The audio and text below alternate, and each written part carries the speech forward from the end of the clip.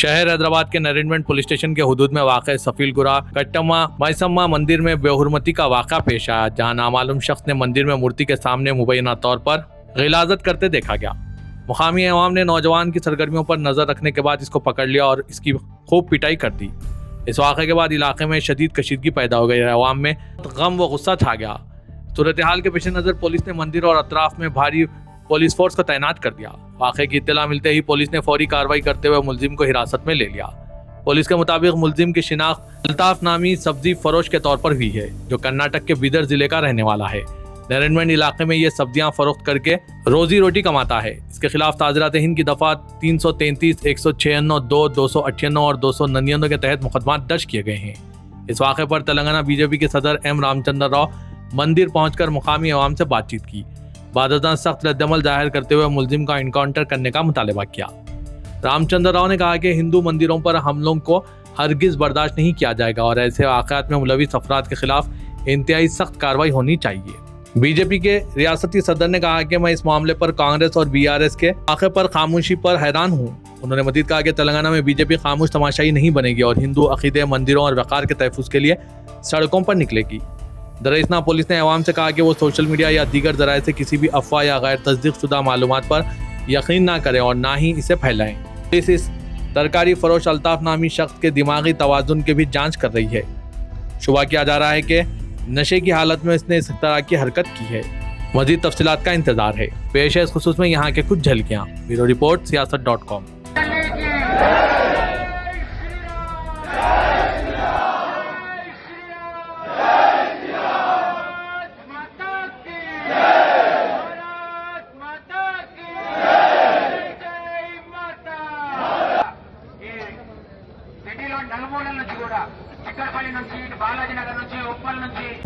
నిన్న రాత్రి సఫీల్గూడలో కట్టమైసమ్మ గుడి దగ్గర గుడిలోనే ఒక ముస్లిం యువకుడు వచ్చి మలమూత్రం చేసి దేవి విగ్రహం ముందు చేతులు కాళ్ళు కడుక్కొని ఒళ్ళు కడుక్కొని స్పష్టంగా CCTVలో కనబడతా ఉన్నది.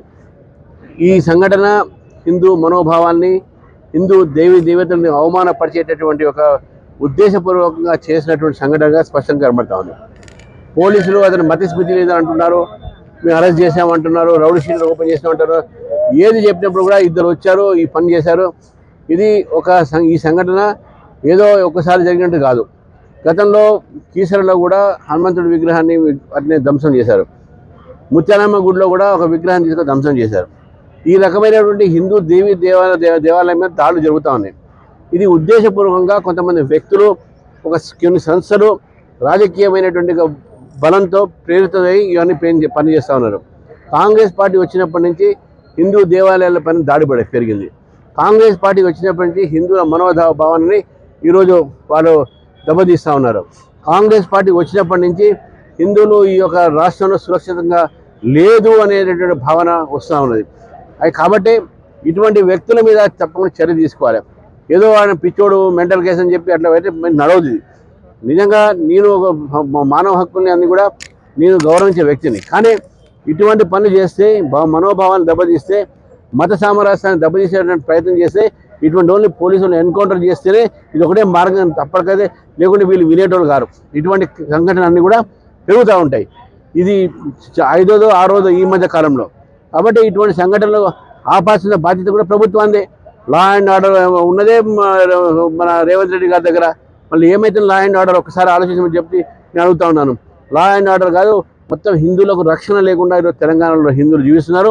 ఇది ఒకటే కాదు, గతంలో కూడా అనేక పెద్దపల్లి జిల్లాలో, కరీంనగర్ జిల్లాలో ఎన్నో హిందూ దేవాలయాల పైన ఇట్నే ధ్వంసం చేయడం జరిగింది. ఎవరు పట్టించుకున్నారు? రోడ్ వైడింగ్ అనే పేరు మీద హిందూ దేవాలయాలు తీసేస్తున్నారు. కాబట్టి దీని అన్నిటి కూడా భారతీయ జనతా పార్టీ ఖండిస్తూ ఉంది.